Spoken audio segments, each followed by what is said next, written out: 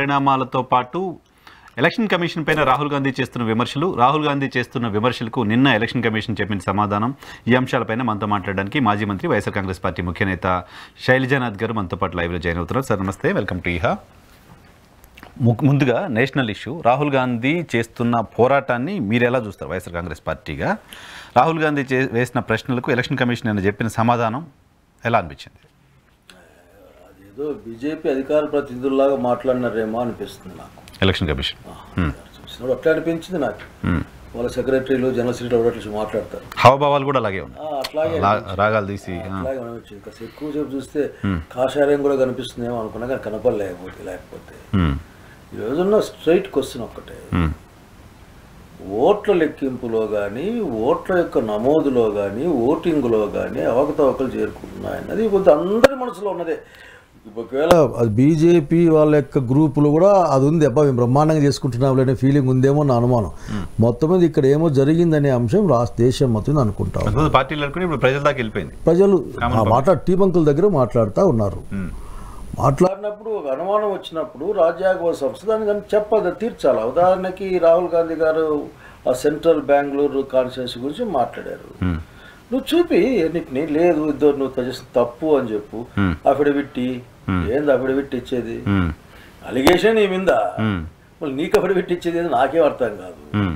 రెండోది ఇక్కడికి వస్తే మా జగన్మోహన్ రెడ్డి గారి ఎలక్షన్ ఒకటి ఇంపార్టెంట్. 12.5% ఓట్లు 6 నుంచి ఆ పైన పోలైనాయి, జనాలు లేరు అయినా పోలైనాయి. దాదాపు 45 లక్షల ఓట్ల వరకు, అంటే ఇప్పుడు గెలవడానికంటే ఎక్కువ ఓట్లు అసలుకి అక్కడ మ్యానిపులేట్ చేయబడ్డాయని బహిరంగంగా అందరూ మాట్లాడుకుంటా ఉన్నారు. మేము కూడా అనుమానం వ్యక్తం చేస్తాం. అనుమానమే కాదు, నేను స్వయంగా చూశాను. అసలుకి పోలింగ్ బూత్లో పోలింగ్ క్లోజ్ చేసిన 60 ఫార్మ్ 617V ఇచ్చినప్పటికీ మధ్యలో 5-6 ఓట్లను తేడా ఉన్నాయి. ఎట్లా తేడా వస్తాయి? దాన్ని కంప్లైంట్ చేశాను ఎలక్షన్ కమిషన్. బహుశా పేపర్లో వాళ్ళు పరచుకోవాలి, నేను పక్క పడేసి ఆ కోపం వచ్చి పడేసి. ఎందుకంటే వాళ్ళు ఎప్పుడు సూక్తులు చెప్తా ఉంటారు, మీరు డబ్బులు ఎక్కువ ఖర్చు పెట్టకూడదు. వాళ్ళ ఎదురుగా వాళ్ళే కదా.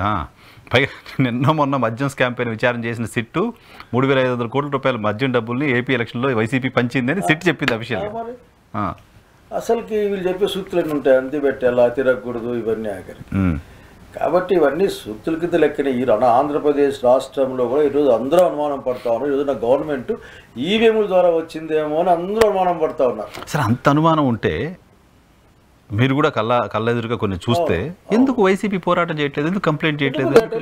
ఇప్పుడు ఈరోజు ఎలక్షన్ కమిషన్ అనేది అసలు కూటమి యొక్క ఎన్డీఏ కూటమి యొక్క వాళ్ళ యొక్క పాకెట్లో ఉంది అని చెప్పడానికి నిజంగా బాధపడాలి మనం. ఉందేమో అనుమానం అందరికీ ఉంది. నేను చెప్తా అంటే నిన్నటికి మొన్న పులివెందుల ఎలక్షన్ జరిగాయి. ప్రపంచం అంతా లైవ్ లో చూసింది కదా. జనాలు నెట్టేసేది, కొట్టేది, బట్టలు పీకేసేది, ఏజెంట్లు నెట్టేసేది, కలెక్టర్లు జేబులో చేపెట్టి ఫోజు కొడతా ఉంటే ఆఖరికి ఆయన ఎదురుగా దొంగోట్లు వేసింది. ఆ తర్వాత ఆయన మంత్రి వచ్చేసేసి రామసుబ్బారెడ్డి అనుకుంటా, మంత్రి వచ్చి ఆ ఒంటిమిట్ట కానీ ఏం పని, ఇవన్నీ కనలేదురుగా కనపడినాయి కదా. మనం వేరే మాట ఏం లేదు. అక్కడ పక్క జమ్మలమడుగుల పనుకుంటే ఎక్కువ మంది జమ్మలమడుగు కమలాపురంలో నాకు ఎక్కువ కనిపించారు నాకు. మరి వీళ్ళంతా ఎక్కువ వచ్చి ఓట్లు వేస్తే 16 బూతులు 16 పల్లెలు అవి. అసలు 10,300 ఓట్లు ఉన్నా అనుకుంటా బహుశా. మరి చివరికి 11 మంది స్వతంత్ర అభ్యర్థులకి అసలు ఓట్లు లేవు.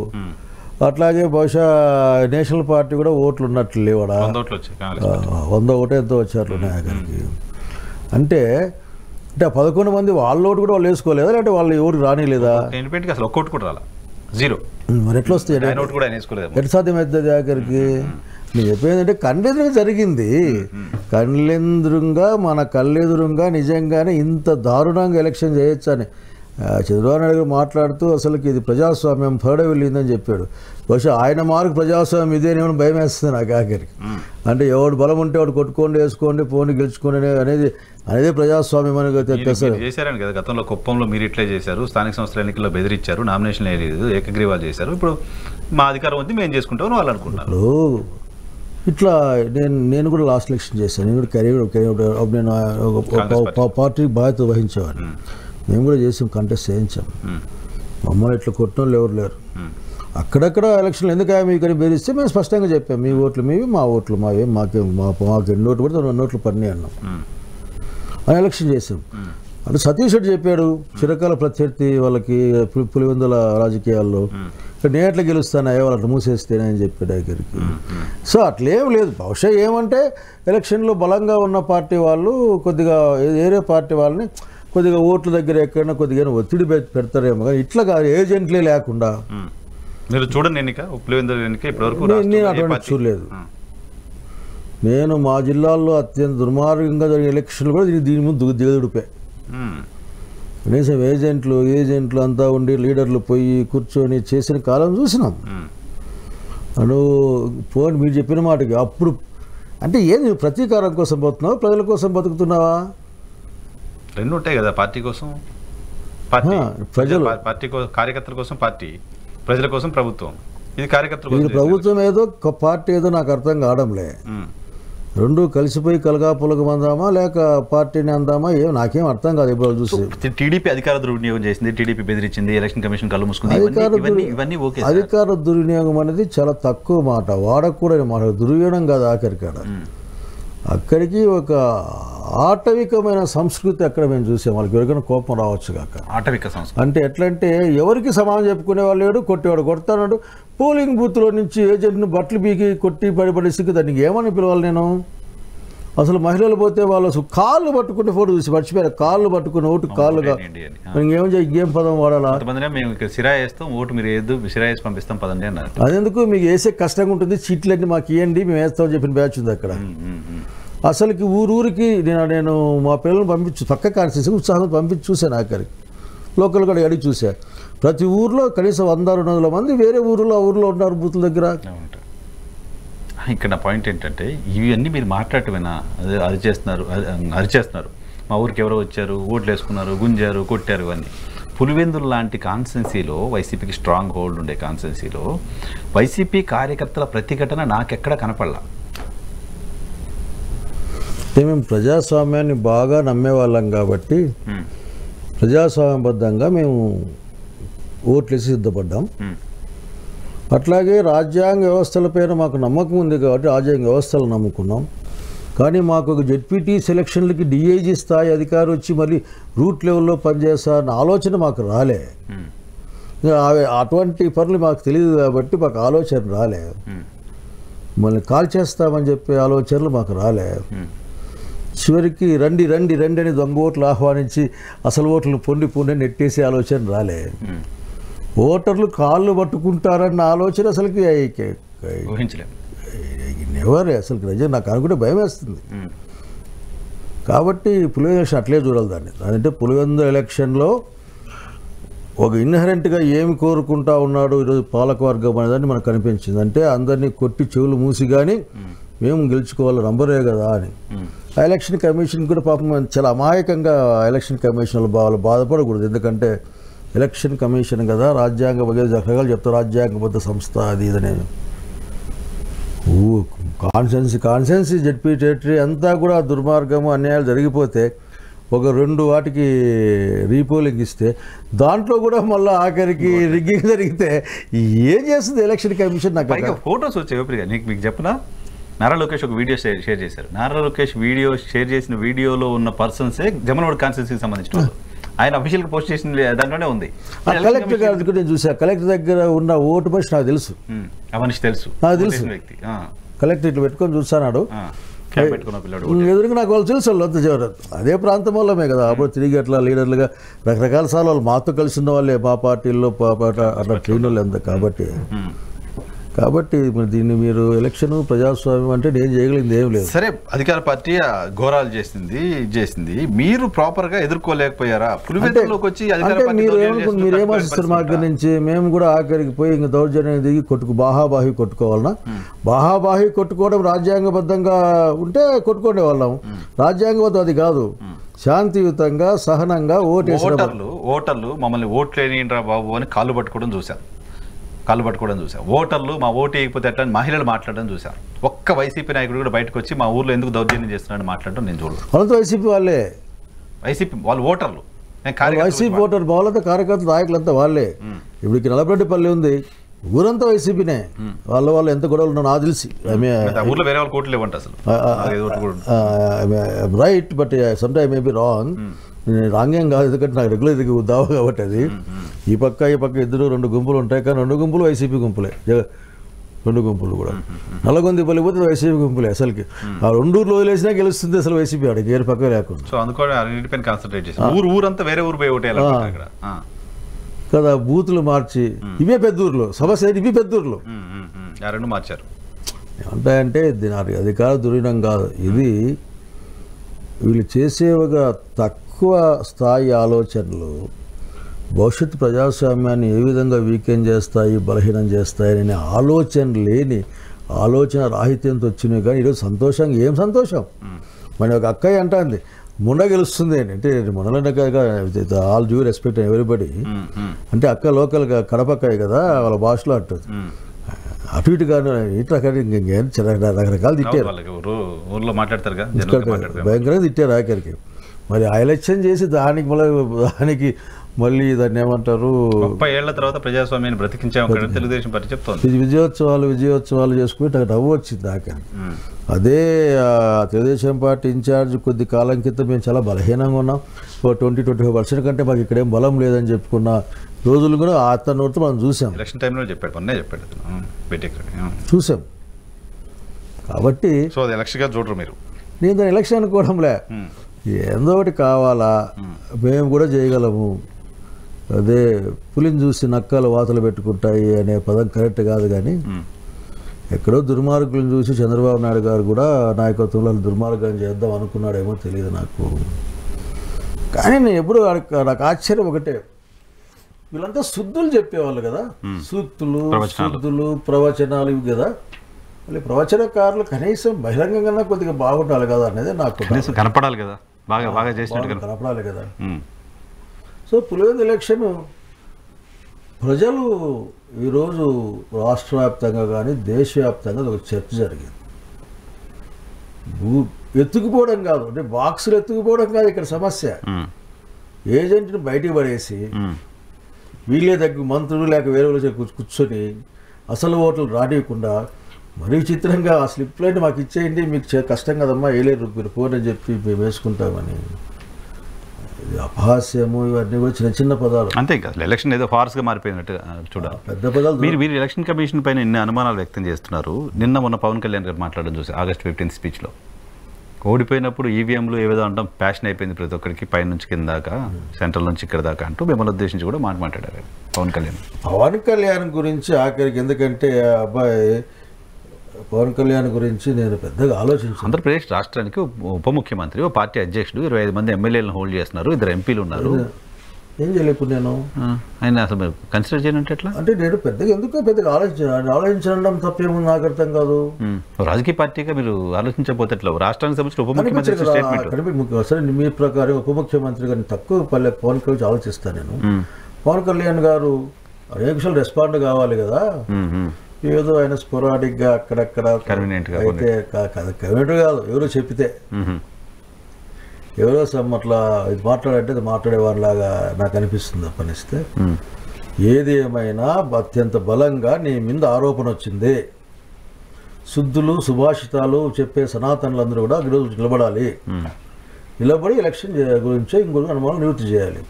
ఈ రోజున 12.5% ఓట్లు ఈ రోజున మధ్యలో వచ్చి యాడ్ అయినాయి, 45 లక్షల ఓట్లు.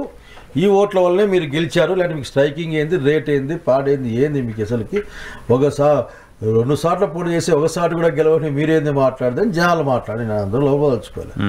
సో ఊరికే ఒక కామెంట్ అట్లా పాస్ చేసి మిమ్మల్ని నమ్మండి మేమంతా పవిత్రులు అని మధ్య మేము ఎక్కువ వింటుంటాం. గవర్నమెంట్ ఆఫ్ ఇండియా హోస్ట్ చేసి బీజేపీ దగ్గర నుంచి మీరు నమ్మాలి అంతే, మేము చాలా గొప్ప వాళ్ళని. అట్లా ఇతను కూడా తయారలేదు, అంతకంటే ఇంకేం లేదు. ఓకే. అమరావతి ఆంధ్రప్రదేశ్కి సంబంధించిన రాజధాని, అమరావతి రాజధాని నిర్మాణానికి సంబంధించి 30,000 కోట్లు 40,000 కోట్ల టెండర్లు పిలిచారు, పనులు నడుస్తున్నాయి. సో అమరావతి పైన కుట్రలు చేస్తున్నారు, ఒక దుష్ప్రచారం వైఎస్పీ చేస్తుంది, అమరావతి మునిగిపోయింది అనేది ప్రభుత్వం చెప్తున్నమాట. అసలు నేను రాయలసీమ అడుగు మాట చెప్పాలనుకుంటున్నాను. అసలు రాయలసీమకి అత్యంత రాయలసీమలోనే రాజధానికి అనువైన ప్రాంతం ఉంటుంది. అక్కడ షిప్పులతో పట్టలేదు. అవైలబుల్ అవైలబుల్ ల్యాండ్ ఉంటుంది, గట్టి ల్యాండ్ ఉంటుంది. పైగా అందరూ అనుకునే విధంగా మేము వెనకబడ్డ వాళ్ళం కాదు, వెనక్కి నెట్టవేయబడ్డ వాళ్ళు. మేము వెనకబడ్డ వాళ్ళం కాదు, మేము దాన్ని ఏమంటే తృణీకరించబడ్డ వాళ్ళం. అదే ఈ మాట ఎవరికి కావాలేం వాడడం లేదు, నేను చాలా సీరియస్గా వాడుతూ ఉన్నా. అంటే మేము దోచుకోబడ్డ వాళ్ళం.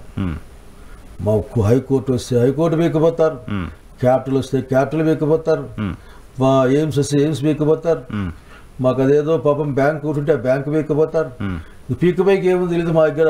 ఎవరు పీకపోతున్నారు? 30 ఏళ్ళుగా మీ దగ్గర నుంచే కదా ముఖ్యమంత్రులు. చంద్రబాబు నాయుడు 16 సంవత్సరాలు, రాజశేఖర రెడ్డి, జగన్మోహన్ రెడ్డి, కిరణ్ కుమార్ రెడ్డి, నెదురుమల జనార్దన్ రెడ్డి, కోట్ల విజయభాస్కర్ రెడ్డి, ముఖ్యమంత్రులంతా మీ దగ్గరే కదా. మీరు అక్కడే చాలా కడిగారికి చాలా చక్కటి ప్రశ్న వేశారు. రాజశేఖర రెడ్డి గారు సీఎం అయిన తర్వాతనే మా రాయలసీమలో నీళ్ళ సాగునీటి విషయం గురించి ప్రత్యేక శ్రద్ధ కనిపించింది.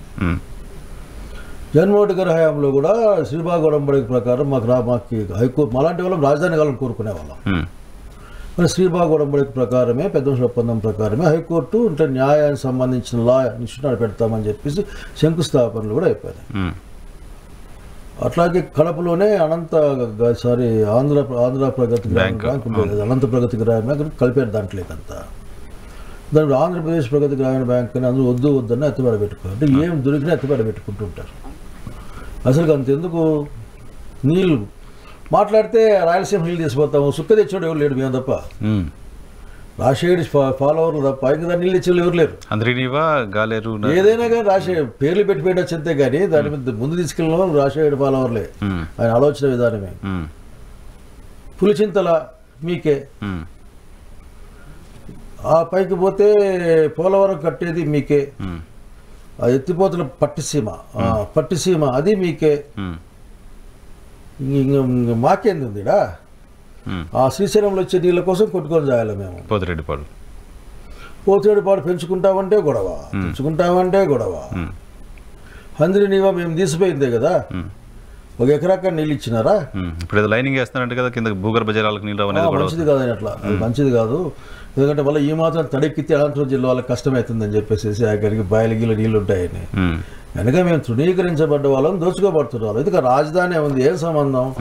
ఆ రాజధాని ఏమి ఆ ప్రాంతం వాళ్ళే కడతారా? సరే, ఎవరు కట్టినా మీకు దాని మీద దుష్ప్రచారం ఎందుకు చేస్తున్నారు? నీళ్ళు వస్తే మునిగిపోతుందని, ఇంకేదో షిప్పుల్లో పోవాలని వైసీపీ సోషల్ మీడియా చేస్తున్న క్యాంపెయిన్ కదా. మేము చక్కటి మంచి ప్రచారం చేస్తా ఉన్నాం. ఏమని?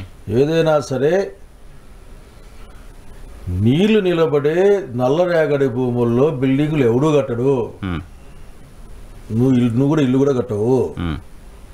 అటువంటి ప్రాంతాల్లో 3 పంటలు పడిన ప్రాంతాల్లో సరే మీరు ల్యాండ్ పూలింగ్గా ల్యాండ్ ఏమని చెప్పండి, ఏదో పేరు తీసుకొని మళ్ళీ ఇంకో 50,000 ఎకరాలు కావాలని మీరు లెక్కేసుకుంటూ అక్కడ ఎవరు ఏ భూమి ఎక్కడ లాభపడుతుందో నాకేం తెలియదు. నాకు ఎప్పుడు ఇది ఆశ్చర్యం. వాళ్ళు మేము త్యాగదనులు అని చెప్తా ఉంటారు. నేను వాళ్ళ భూమి పోగొట్టుకున్నందుకు వాళ్ళ పట్ల సంపూర్ణమైన సానుభూతి ఉంది నాకు. అసలు ఏది రైతాంగం చిన్న రైతులంతా వెళ్ళిపోయారు. అక్కడికి పెద్దలు పక్క పెట్టలే 1000 ఎకరాలు కొన్నారంటాడు ఎవరెవరు. మళ్ళీ వాళ్ళు ఏంటో త్యాగదనులు. మళ్ళీ శ్రీశైలానికి 1,00,000 ఎకరాలు దక్కిచ్చేసినా మాకని ఏ దిక్కు దివాణం లేదు. మరి మేము త్యాగదనులు కదా, మా వాళ్ళు త్యాగదనులు కదా, మాకు నీళ్ళు రావా? 100 కోట్లే దాని ప్రాజెక్ట్ కాస్ట్. అవును, దాదాపు 90,000 ఎకరాలు ఎంతో ఆ ప్రాంతానికి సంబంధించిన రైతులు ఇచ్చేసినాం కదా రాష్ట్రం కోసం అని. మునిగిపోయి వాళ్ళకు ఉపయోగం లేకుండా ఇచ్చారు భూమి. వాళ్ళకేం తెలియదు, వాళ్ళకి రాదు ఏంది అక్కడ. రాజధాని అంతే కదా. ఆంధ్రుల ఐక్యత అంటే కర్నూలు తెచ్చి హైదరాబాద్లో పెట్టినాం మేము. పోగొట్టుకున్నది మేము కదా, వాళ్ళేం పోగొట్టుకున్నది ఏం లేదు. మీరు పోగొట్టుకున్నారు. వచ్చిన దాని మీద అందరూ కమిటీ అయిన దాని మీద, పనులు జరుగుతుంది దాని మీద. జగన్మోహన్ రెడ్డి కమిటీ అయ్యాడు. లేదు, ఆ రోజు బాగా మీరు గుర్తు తెచ్చుకుంటే ఆఖరికి చాలా చక్కగా గుర్తు తెచ్చుకోండి. అసెంబ్లీలో ప్రవేశపెట్టినప్పుడు విజయవాడలో కడతామని చెప్పారు. నేను చక్కగా, ఎందుకంటే కడుపు మండే వాళ్ళం, మాది పీకపోయి ఆడ సోకులు పడుతున్నారు వాళ్ళని. మరి ఇప్పుడు అమరావతి పరిస్థితి ఏంటి? రూపాయి ఖర్చు అయ్యే దగ్గర ఆఖరికి 5 రూపాయలు ఖర్చు అవుతుంది. 4,000 రూపాయలు 5,000 రూపాయలు పెడితే అసలుకి బహుశా ఖలీఫా బుర్జ్ కంటే ఎక్కువ మంచిది కడతామేమో. 10,000 పెడుతున్నారంట. 10,000 పైన దాటిచ్చినారు మీరు. నీళ్లు తోడేదానికే 10 కోట్లు 20 కోట్లు 30 కోట్లు 50 కోట్లు ఇదంతా నీళ్ళు తోడాల్సిందే. యాక్చువల్గా ఆడ ఉండబోయే శాశ్వతమైన డిపార్ట్మెంట్ ఉందా ఏదైనా ఉంటుందంటే అమరావతి పరిధిలో నీళ్లు దూరే ఒక డిపార్ట్మెంట్ దానిపై నీళ్లు తోడుతూ ఉంటుంది అంతే. లేదులేండి, అట్లా చుట్టూ ఏదో కట్టలా కట్టేస్తా ఉన్నారు వాటర్ లోపలికి రాకుండా. అంటే అదేంటండి అసలుకి ఉదాహరణకి మంచి ప్రాంతంలో కట్టుకుంటారు కానీ కట్టుకుంటాం, నీళ్ళు ఎత్తేస్తాం, చేపలు పడితే పట్టుకుంటాం. ఎందుకు సార్ చాలా చాలా నగరాలు నదులు ఒడ్డున సముద్రాలు ఒడ్డున లేవా ఎందుకు దాని మీద? ఆ? బొంబాయి ఉంది, సముద్రం పక్కల ఉంటుంది. నేను బొంబాయిలో నువ్వు పోయి ఏమన్నా బ్యాంక్ స్ట్రీట్లో చేపలు పట్టుకుంటావా? సరే, అక్కడ అక్కడ ఆల్రెడీ సముద్రంలో ఉన్నాయి, చేపలు వేసే అవసరం లేదు. ఇక్కడ నీళ్ళు ఉన్నాయి కాబట్టి చేపలు వేసి పడతారేమో. నేను చెప్పేది అదే కదా, వేసినారు పడితే పెద్ద డ్యామేజ్. సహజంగా పెరిగినాయి కాబట్టి 5 కిలోలు 10 కిలోలు పెరుగుతున్నాయట. నాకే బాధ కోపం లేదు. నాకు ఎట్లా అంటే విధమైన అసలు ఎక్కడో మళ్ళీ ఏమి ఇంత అన్యాయం మా పట్ల. కనుకనే మేము రాజధాని గురించి మాట్లాడినప్పుడు ఏమంటామంటే రాజధాని కట్టబోయే డబ్బులు ఆ ప్రాంతం వాళ్ళవి మాత్రమే కాదు, అంతే కదా, రాష్ట్రం అందరే కదా. అవన్నీ మేము జవసత్వాలు లేక అసలు ఈరోజు వానల వల్ల రాకపోవడం లేకపోతే ఎక్కువ పడడం వల్ల మొత్తం పంట పోయింది, అల్లాడిపోతున్నాం అంత జిల్లాలో. మేము కూడా దాంట్లో అప్పులు తీర్చాల్సిన దాంట్లో అంతే కదా, రాష్ట్రం అప్పు కదా. మాకేం సంబంధం? రాజధానికి సంబంధం. రాజధాని అంటే ఏంటి? అంతకి ఈయన ఇచ్చే 99 పైసలకి ఇచ్చే ఎకరాల భూమే. మొన్న ఏదైనా మాట్లాడుతూ 1,00,000 ఉద్యోగాలు ఆంధ్రప్రదేశ్ రాష్ట్రంలో వాళ్ళకి ఇస్తారా? ఇప్పుడు కేయాలో ఇచ్చారా ఆంధ్రప్రదేశ్ వాళ్ళకి? మనం కూడా అడిగాను అక్కడ ఒకచోట స్ట్రైట్ అవే మాస్కింగ్. నువ్వు ఇచ్చే ఈ భూములు కడ్డాలు ఇవన్నీ కూడా ఫ్రీ కదా భూమి. ఫ్రీగా భూమి అయినప్పుడు ఆఖరికి నువ్వు ఇంకా సరిగ్గా రాయితీలు ఇస్తావు, కరెంటు తగ్గిస్తావు, రకరకాల ఏదో ఉంటాయి. మీరు 6 నెలలు కట్టుకోండి ఇట్లా మాట్లాడి ఇస్తావు. మరి ఇచ్చినప్పుడు అన్ని ఉద్యోగాలు అంటే గేట్ మ్యాన్ దగ్గర నుంచి పైన టాప్లో కూర్చునేంత ఆయన వరకు కూడా ఆంధ్రప్రదేశ్ వాళ్ళకే ఇస్తారా? గతంలో జగన్మోహన్ రెడ్డి ముఖ్యమంత్రిగా ఉన్న సమయంలో స్థానికులకే 75% ఉద్యోగాలు ఇవ్వాలని ఒక నిబంధన తీసుకొస్తే ఆ నిబంధనకు భయపడి ఆంధ్రప్రదేశ్ కంపెనీలు రాకుండా వెళ్ళిపోయాయని కదా టీడీపీ చెప్తున్నమాట. నేను చెప్పేది ఇప్పుడు కంపెనీ దేనికోసం రావాలి ఇక్కడికి? పెట్టుబడుల కోసం, ఉద్యోగాల కోసమే. మళ్ళీ ఆ ఉద్యోగాలు మాకు రాకపోతే ఇంకా దాని ప్రశ్నార్థకం కదా అది. ఎవరు అడగాలి దాన్ని? ప్రభుత్వం ఆలోచించాలి కదా. 99 పైసలకే ఇప్పుడు కాగ్నిజెంట్కో దేనికో ఇచ్చిన కోర్టులో నడుస్తుంది. లీజ్కి ఇవ్వాల, అమ్మేశారు, సేల్కి ఇచ్చారు. వాళ్ళు సేల్ డీడ్ చేసుకుంటే 99 పైసలకే, 99 పైసలు సేల్ డీడ్ చేసుకుంటే ప్రభుత్వానికి హక్కు లేదు దాని మీద. ఉద్యోగాలు ఇచ్చినా ఇవ్వకపోయినా అడగడానికి లేదు. అసలు ఆ రోజుల్లో బహుశా మేము మంత్రులుగా ఉన్నప్పుడు ఆంధ్రప్రదేశ్ రాష్ట్రంలో భూములు అమ్మడానికి లేదు, లీజ్ ఇవ్వడానికి మాత్రమే చట్టం ఎప్పుడైనా ఉంది.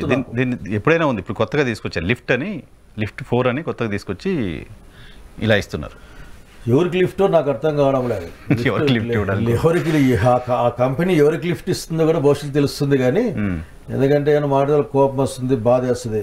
ఎందుకంటే సింగపూర్ అని చెప్పిన సింగపూర్ షికారు కింద పోతే డబ్బులు మిగులుతా ఏడే ఉండండి అని.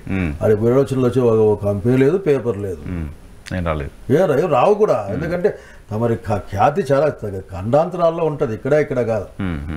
సింగపూర్ లాంటి కంట్రీలో ఒక మంత్రి జైలు పోయిన పరిస్థితి పాపం. ఇక్కడ మన దగ్గరకు వచ్చి ఈ కన్సార్టియం సంబంధించిన పైగా ప్రైవేట్ కన్సార్టియంకి సింగపూర్ అని పేరు పెట్టుకుంటే సింగపూర్ గవర్నమెంట్ అని మాట్లాడుకుంటే కానీ అనేక ఘోరాలు నేరాలు చూసాం కదా మనం. ఆఖరికి విశాఖపట్నంలో నేను కూడా లూలు మాల కడతాను, నాకు కూడా ఇమ్మని చెప్పండి ఒక 100 ఎకరాలు మధ్యలో, సిటీ మధ్యలో. అడ్వాన్స్లో కట్టించాలి లూలు మాలంతా. ఎందుకు అది సేల్కి ఇచ్చేస్తున్నారు కదా, ల్యాండ్ తాకట్టు పెట్టేస్తే 400 కోట్లు 500 కోట్లు బ్యాంక్ అవుతుంది. అసలు అది కూడా గవర్నమెంట్ దగ్గర పెట్టుకోమని చెప్పండి. అడ్వాన్స్లు ఇస్తే అడ్వాన్స్లు తీసుకున్న డబ్బులతో కట్టించుదండి బిల్డింగ్ అంతా. అది ప్రైమ్ ల్యాండ్స్ ఇవన్నీ. కాబట్టి ఇది వెనకలో ఉన్న ఏదో అందరికీ జనం ఏమనుకుంటున్నారంటే ఇదంతా కాన్స్పిరసీ అంతే. దీనికి ఏదో చెప్పేది అసలు సమాధానమే ఉండదు, ఆన్సర్ లేదు. ఉర్సాకి ఇచ్చారు భూమి, ఉర్సాకి ఎందుకు ఇచ్చారంటే మాట్లాడలేదు. తర్వాత 75 లక్షలకి ఇచ్చామన్నారు. ఇప్పటివరకు ఈ క్షణానికి నేను వీడియో మనం మాట్లాడుతున్న క్షణానికి ఉర్సా జీవో లేదు, బయట హైడ్ చేసి పెట్టింది ప్రభుత్వం. పాయింట్ ఏంటంటే అంతా అన్ని చెప్పే ఈ మాటలు ఇవన్నీ కనుక అందుకే అనుమానం జనానికి ఉంది. అధికారం ఉంటుంది అట్లా మన పులి ఎలక్షన్ లాగే ఇంకా వాళ్ళ దగ్గర ఉన్న అసలుకి మొత్తం డిపార్ట్మెంట్ అంటే పోలీసు శాఖని మిగతా వాళ్ళని ఉపయోగించి బెదిరిస్తారు, భయపడిస్తారు, కొడతారు. వాళ్ళు ఎదురుగా బట్టలు ఇప్పి కొడుతుంటే భాష నాకు ఇప్పటికి మళ్ళీ ఏజెంట్కి బట్టలు పోయేదారు కొడతారు. ఈ పోలీసులు ఏం చూస్తారు అక్కడ? ప్రొటెక్ట్ చేశారండి ఆయన్ని. బట్టలు తుడిపోయినాక డ్రాయర్ ఊడిపోతుందేమో ఇంకా ఎందుకు లేని ప్రొటెక్ట్ చేశారు పోలీసులు. బెటర్ పోలీసింగ్ చేసాం, చిన్న చిన్న సంఘటనల మినహా ఏం జరగలేదని కోయ ప్రవీణ్ గారు ప్రెస్ కాన్ఫరెన్స్ పెట్టి చెప్పారు. చెప్పి తెల్లారే మళ్ళీ సరిగా జరగలేదు ఎలక్షన్, 2 రీపోలింగ్ అయినాయి. అదేంటో అర్థం కాలేదు. సరే, చివరిగా ఏంటి ఉపరాష్ట్రపతి ఎలక్షన్లో బీజేపీకి మద్దతు ఇస్తున్నారా మీరు? ఆ పార్టీలో మాట్లాడుకొని నిర్ణయం తీసుకుంటారు. రాజ్నాథ్ సింగ్ ఫోన్ చేశారంట. చేస్తారు, తప్పదుగా. అన్ని పార్టీలకి ఫోన్ చేసింటారు. అన్ని పార్టీలు చేస్తారు ఫార్మల్గా. అన్ని పార్టీలకు ఫోన్. అదే క్రమంలో వైసీపీ పార్టీ కూడా ఫోన్ వచ్చింటుంది.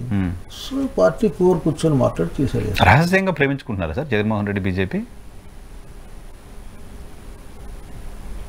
నాకు ఎప్పుడు ఒకటే దీన్ని బహుశా ఇది కావాలని కొద్దిమంది దీన్ని ప్రచారంలో పెడతారు కానీ వీళ్ళకి సమాధానం.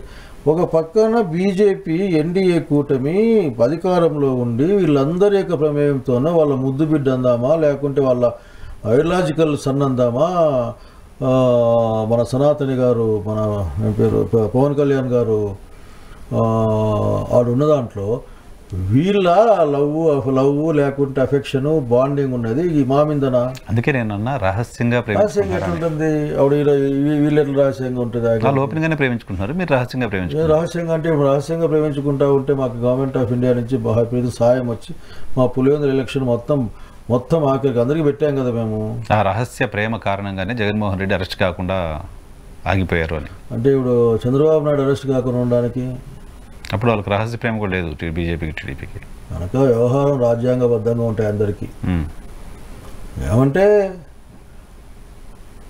కొద్దిమంది ఒక విషయాన్ని చాలా కన్వీనియంట్గా ప్రచారం చేసుకుంటూ ఉంటారు. That's all. వాళ్ళు చేస్తున్న ప్రచారానికి మీరు కూడా బలం ఇస్తున్నట్టున్నారుగా. ఎట్లా అంటే మాకేం పని లేదా అయ్యో మాట్లాడుతూ కూర్చోడం. మాకు రాష్ట్ర ప్రయోజనాలు అట్లాగే దేశ ప్రయోజనాలు, దేశ గౌరవంతో కూడిన అంశాల పట్ల ఖచ్చితంగా దేశ ప్రయోజనాలు కాపాడడం కోసం, దేశ ప్రజల గౌరవం కాపాడడం కోసం అంశాల వారిగా అవసరమైతే బీజేపీకి మద్దతు ఇస్తారు మీరు అని మీరు అంటా ఉన్నారు. ఒక పని చేసినప్పుడు ఉదాహరణకి నేను ఈ రాష్ట్రానికి మంచిది అనుకుంటే రాష్ట్ర పని చేస్తాను, వ్యక్తిగతంగా అయినా సరే. లేదు మొత్తం హోల్ ఫిలాసఫీకి ఇబ్బంది వచ్చిందన్నప్పుడు ఖచ్చితంగా వ్యతిరేకిస్తాం. సో ఇది రాష్ట్రానికి మంచిది అనుకుంటే ఉపరాష్ట్రపతి ఎలక్షన్లో ఏం డెసిషన్ తీసుకుంటే చూద్దాం. ఇంకా డెసిషన్ తీసుకోవాలి. ఇప్పుడు అనేక పార్టీలు ఇప్పుడు పాపం తమిళనాడులో కూడా తమిళన్ కాబట్టి స్టాలిన్ సపోర్ట్ చేస్తారా అని కూడా పాసిబిలిటీ కూడా ఉంది, చూస్తే కదా. కనుక మీ దగ్గర జరుగుతుంది. Is a politics. Right. Thank you very much Sailajanath గారు. ఒక సమయం కేటాయించడానికి. ఇది శైలజనాథ్ గారితో స్పెషల్ రియాలిటీ చెక్ చూస్తూనే ఉండండి.